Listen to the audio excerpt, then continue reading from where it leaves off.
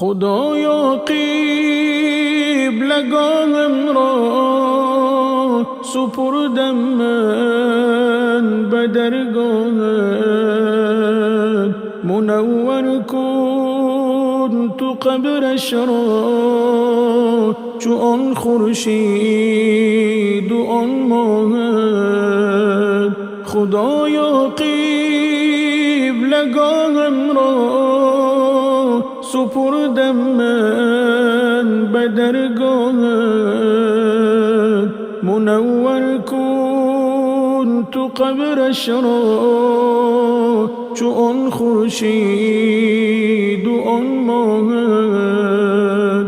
خدایا بلبلش گردان به نزدی منکر و نکیر، که هر دم در زبانش بود صفاتی ذکری اللهت.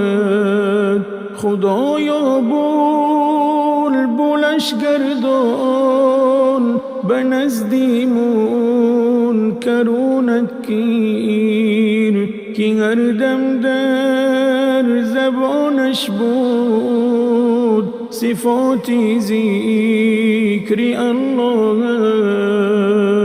خدایا چون رحیم و بی زوال و لامکان هستی، سپردم من عزیزی قلب خود را در پناهگاهت.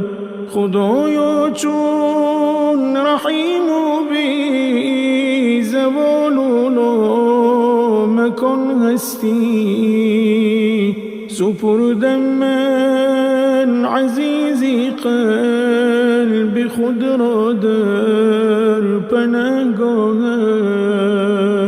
خدایا قبلگاهم را سپردم من به درگاهت، منور کن تو قبرش را چو آن خورشید و آن ماهت. خدایا قبلگاهم را سپردم من به درگاهت، منور کن تو قبرش را چو آن خورشید و آن ماهت. ز آبی کوثرت سیراب گردان تشنگانت را، که این دم عاشقین آمد رسید بر آخری راهت. ز آبی کوثرت سیراب گردان تشنگانت را، که این دم عاشقین آمد رسید بر آخری راهت. به یادت ای پدر جانم درونم سخت می سوزد، بخوانم آیتی قرآن ببخشم من به ارواحت. به یادت ای پدر جانم درونم سخت می سوزد، بخوانم آیتی قرآن ببخشم من به ارواحت.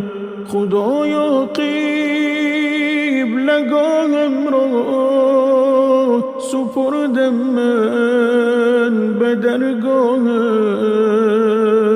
منور کن تو قبرش را چو آن خورشید و آن ماهت. خدایا قبلگاهم را سپردم من به درگاهت، منور کن تو قبرش را چو آن خورشید و آن ماه.